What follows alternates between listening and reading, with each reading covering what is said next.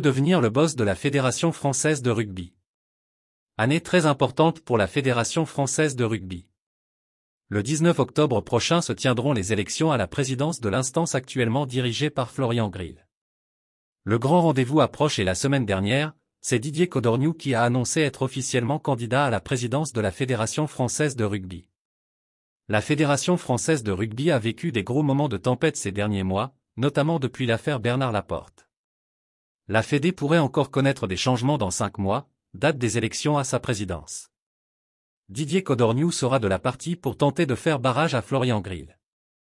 Le maire de Gruissant a officialisé sa candidature. Codorniou candidat à la présidence de la Fédération française de rugby. Tout à fait.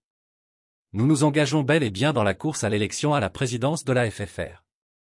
J'attache beaucoup d'importance au symbole et le lieu de cette annonce, ici sur le stade de rugby de Gruissant où nous nous trouvons, est chargé d'histoire, d'émotion pour moi.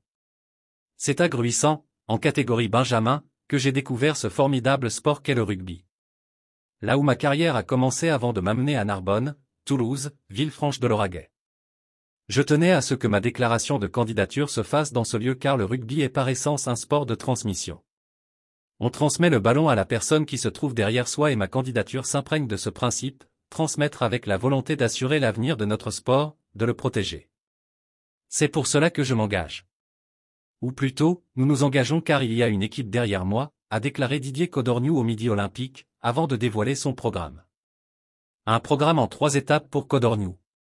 Il y a 3 étapes. La première, c'est l'acte de candidature.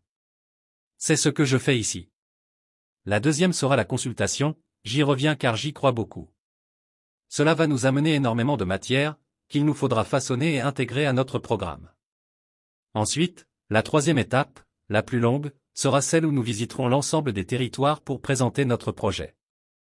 Mon bureau sera le terrain, avec comme seul maître le suffrage universel. À la Fédération française de rugby, nous avons la chance d'être dans une démarche démocratique.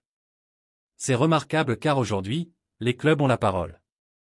J'aime la démocratie. On peut s'exprimer. Dire si on est d'accord ou pas. C'est une vraie richesse que l'on doit à la mandature Laporte, en instaurant le principe du vote direct des clubs, proportionnellement à leur nombre de licenciés, mettant fin au système des gros porteurs de voix, a ajouté Didier Codorniou, qui pourrait donc présider la Fédération française de rugby dans les prochains mois.